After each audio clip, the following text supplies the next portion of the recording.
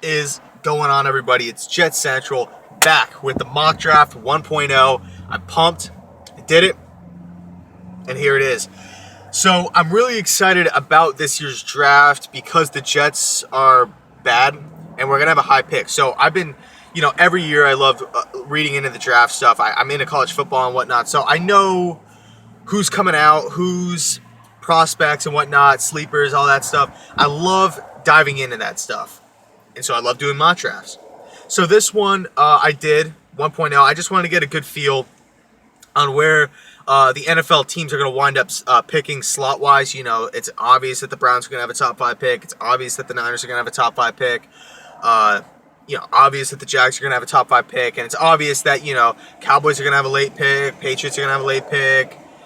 And so on. So I like to kind of find slot team. I don't want to make one where, like the mock drafts at the beginning of the year, where like Miami Dolphins were picking like number 1 overall, but they're actually a pretty good team this season, and they're not going to be picking number 1 overall. You know what I'm saying? So here it is, the 1.0. Keep in mind this is the 1.0, so it's pre-combine, pre-pro day, and there's a lot still pre-college football playoff. So I mean, the college football playoff can also increase and decrease player stock as well as bowl games and whatnot. So here it is, the 1.0. Just keep in mind, this is way early in the process. This is obviously the teams aren't even set in the right places. So before you get on me and before you start, saying like, what the hell, why is this guy going to that team? Early mock 1.0. We still have months before the draft. So here we go. Number 1 overall, I have the Cleveland Browns selecting quarterback out of North Carolina, Mitch Trubisky. The reason why I have this pick is because last season, the Cleveland Browns came out and said, we don't want Jared Goff because he can't play in like colder and wet weather. Carson Wentz is not worthy of a top 20 pick. So they skipped over both of them. They went on to select Cody Kessler, who wasn't even supposed to be drafted in the 3rd round. I'm not gonna put this on the Cleveland Browns, but they did skip over Dak Prescott. But if Dak Prescott played for the Browns, they'd have the same record. Dallas Cowboys have a stacked team. But the point of what I'm trying to say is they skipped out on Jared Goff, Carson Wentz, Dak Prescott, and they went with Cody Kessler. And right now the Browns are 0-13 or 0-12. They're on 12. Is the Cody Kessler pick worthy? I don't think so. And if next season, if the Cleveland Browns pass on Deshaun Kaiser, Deshaun Watson, Mitch Trubisky, and all three of or not even all three, if any of those guys are good, and the Cleveland Browns pass on one of those guys, knowing that that quarterback is a huge need for them, I feel like for the fans, it would be an absolute nightmare to go 2 years in a row with having franchise quarterbacks in both drafts and yet them passing both times. I don't see that happening. I see the Cleveland Browns brass biting the bullet and just taking a quarterback with the 1st overall pick, Trubisky, who's openly said, I want to play for the Cleveland Browns. Pretty cool thing to say. Next up, San Francisco 49ers, Myles Garrett, defensive end out of Texas A&M. The best player in the draft, hands down. Explosive. He has everything you want. Speed, power, height, everything. In a defensive end, he can stop the run. He is a turnover machine. He can sack the quarterback. He can get after the quarterback. He's really good at watching plays develop and knowing where to be. Absolutely phenomenal player. Niners can't take a pass on Myles Garrett. They can. They're going to take Garrett. So number 3, the Jacksonville Jaguars selecting Jabril Peppers, safety. I call him Swiss Army knife. Safety, corner, outside linebacker, punt return, kick return, running back, wildcat quarterback. Jabril Peppers out of Michigan. Phenomenal player. Great player. He's electrifying. Don't get me wrong. And that's why I see the Jacksonville Jaguars taking him. They already have a Miles Jack. They already have a Dante Fowler. They already have a Jalen Ramsey. Solid, young, good players. Now, how about you add an electrifying player to the city of Jacksonville to just, to have like ESPN showing him on the top 10 plays and to have local media talking about Jabril Peppers punt returns, Jabril Peppers hit sticks, and his sack with the strip fumble and whatnot. Let's get an electrifying player for the Jacksonville Jaguars, and let's just keep building upon that defense. So that leads me to pick number 4 with the Chicago Bears, and I have them selecting Jonathan Allen, defensive tackle out of Alabama. The Cleveland Browns are thinking about taking Jonathan Allen number 1 overall. This is how good Allen can be. I've heard that this guy can be a Pro Bowl defensive tackle in the NFL. Hands down. And if you're sitting there at slot number 4 and you have a Pro Bowl defensive tackle sitting there staring you right in the face, that's hard to pass up, especially for a struggling Chicago Bear defense.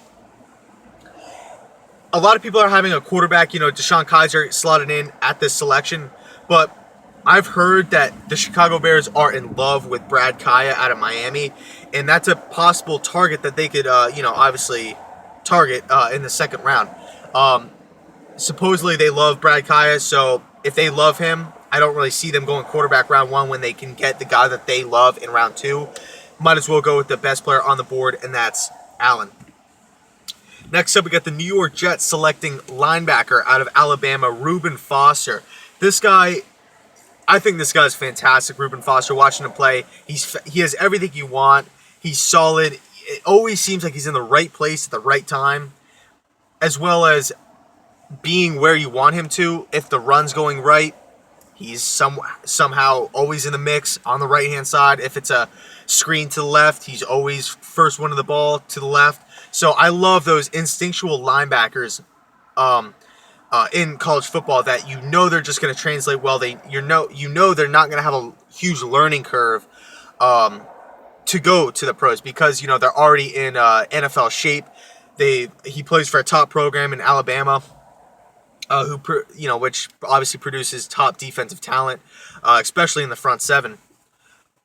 Secondary is a little suspect, but it is what it is. Reuben Foster out of Alabama. Next up, we got the Tennessee Titans picking 6th, but this pick is from the LA Rams. Remember the whole trade last season?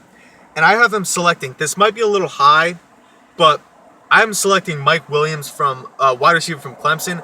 They need a wide receiver desperately. They had that nice pickup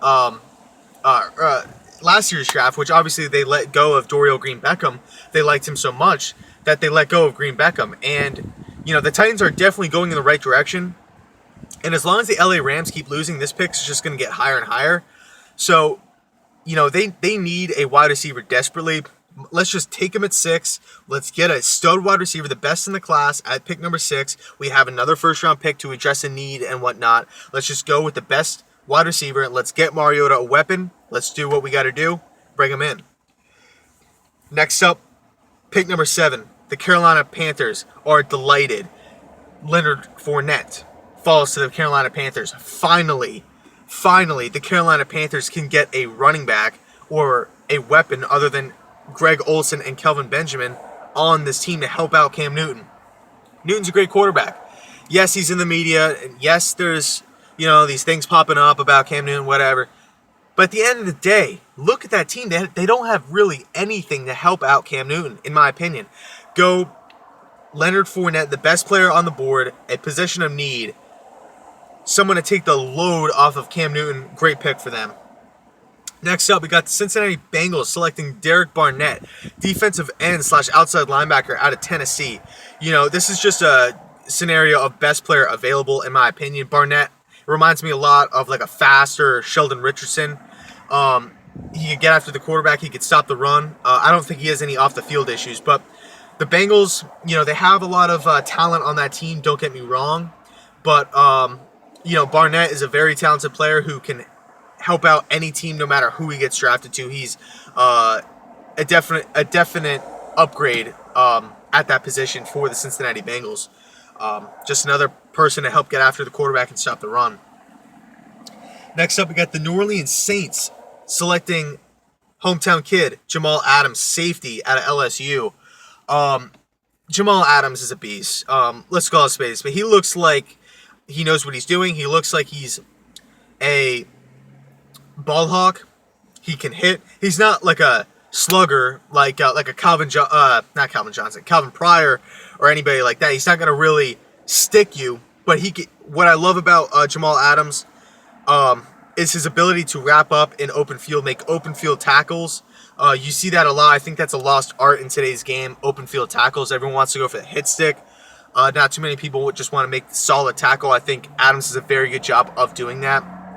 And he also helps out in the secondary, not in the secondary, but in the passing game as well.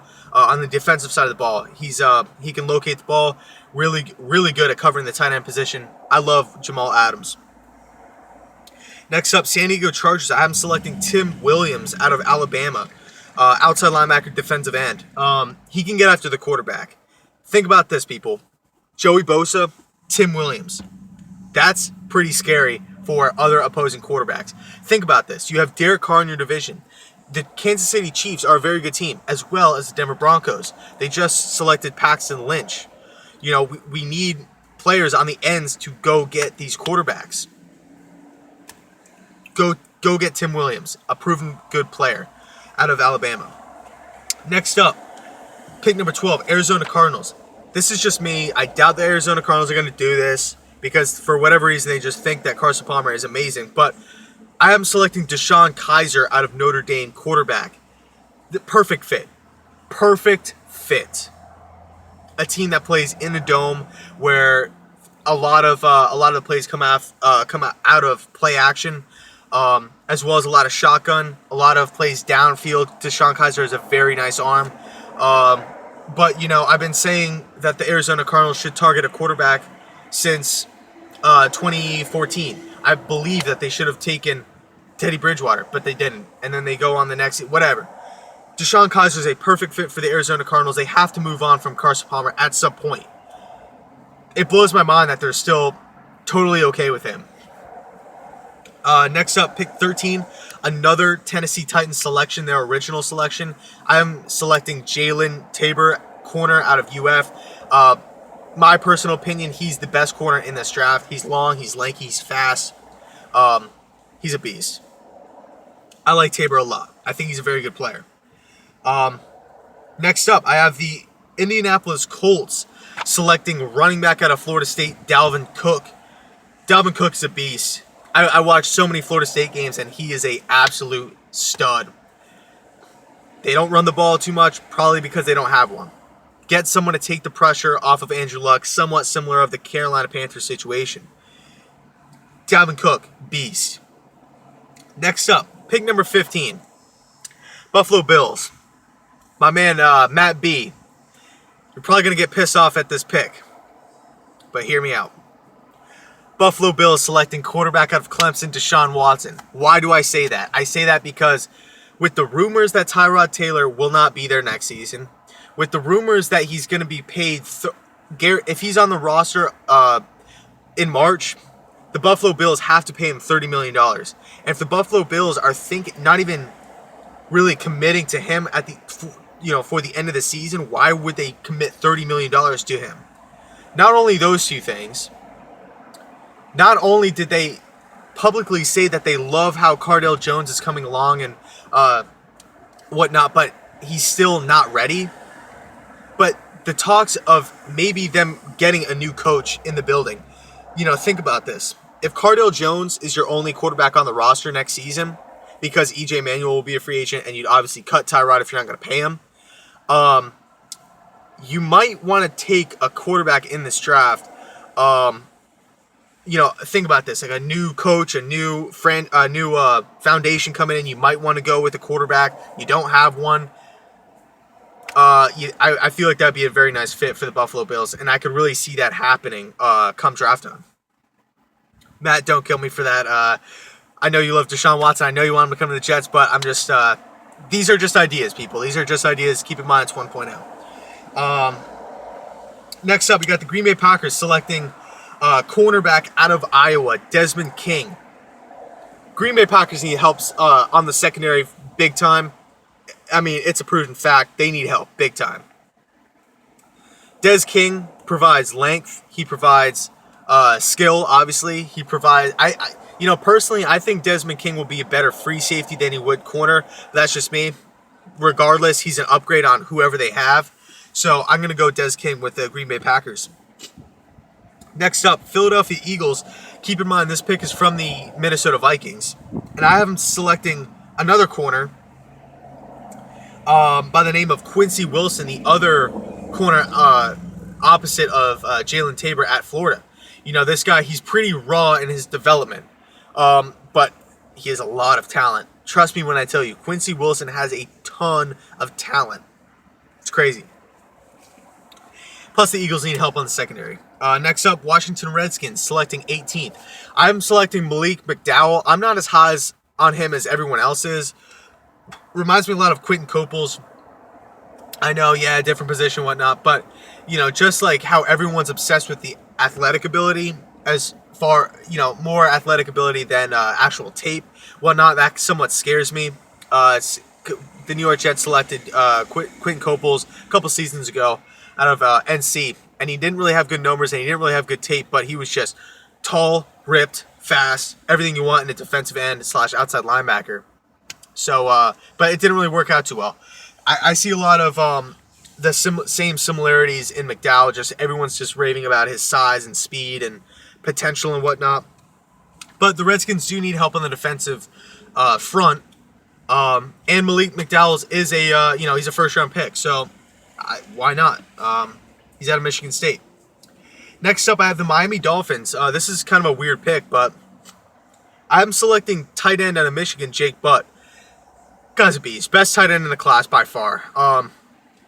He's tall. He's a big target. He's very good after the catch. Reminds me a lot of Jeremy Shockey back when he played. I think Miami Dolphins, with the weapons that they have, Landry Parker, Ajayi came onto the scene nicely this season. With the loss of Charles Clay, there's been a big void at the tight end position. Why don't you get another weapon that Tannehill can use to his disposal? Adam Gase, offensive mind. Why not bring in a dominant tight end? Next up, pick number 20, I have the Pittsburgh Steelers selecting linebacker out of Ohio State, Raekwon McMillan. One of the few Ohio State prospects I do like.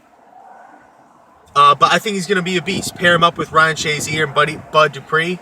I think that's going to be a young, fast group of linebackers that the Steelers could advance with. So I really like that selection for the Pittsburgh Steelers. Next up, selection number 21. I have the Houston Texans selecting Marlon Humphrey, corner out of Alabama. Now, again, here's another corner that I'm not too high on, but a lot of people are raving about him. They say once the combine hits, his stock is going to rise big time. Personally, I'm not too impressed with his tape. That's just me, though. But, Houston Texans, I see them going with the cornerback position. Marlon Humphrey. Texans are a weird team for sure. Thinking about that, the Texans right now, just, with the Clowney, the Watts of the world, and, they have players. Don't get me wrong, they have players. Sorry, I'm just thinking about the Houston Texans roster, but I just see him going cornerback. Jonathan Joseph he's getting up there in age. How about you get a young corner from a proven school in Alabama? I could just see that working out really nice for the Houston Texans. Next up, Baltimore Ravens selecting 22. I am selecting Adoree Jackson, corner out of USC. Electrifying player, somewhat like a Jabril Peppers type. He plays. He could come in on wide receiver, corner, safety. He also does punt returns and whatnot. But I follow Adoree Jackson on Instagram, and he actually did throw up a post yesterday of the Heisman Trophy, and the caption said 2017 with a question mark, so he might stay, you never know. Next up, pick number 23, I have the Tampa Bay Buccaneers selecting left tackle out of Alabama, Cam Robinson. You have a franchise quarterback in Jameis Winston. You got to get more people to protect him.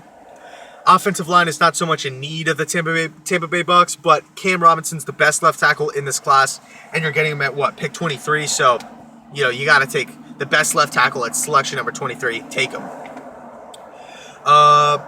Last pick, and then I'm going to make a part 2 video just because I don't want to, make this long-ass video. So it's going on 20 minutes, so last pick for part 1. Atlanta Falcons picking 24. I am selecting linebacker out of University of Florida, Jared Davis. My friend Matt, he's high on this guy. This guy is going to be a beast. He's actually one of my friend Matt's one of his favorite prospects in this draft. He's a hard hitter. He's fast. He plays tenacious. He's aggressive. The running back for the Tennessee Titans, Derrick Henry, has been on air saying that Jared Davis is one of the hardest hitters he's ever faced.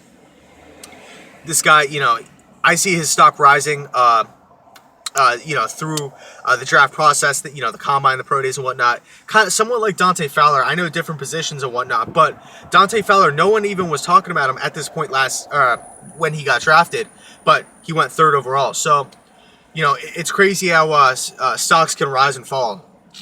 But, I didn't know too much about Davis until, like I said, my buddy Matt told me about him. I started watching tape a little bit of him, and, he stands out to me, and I think he's going to be a first-round pick when it's all said and done. So, yeah, that's actually the last pick of part 1. So, yeah, stay tuned for part 2.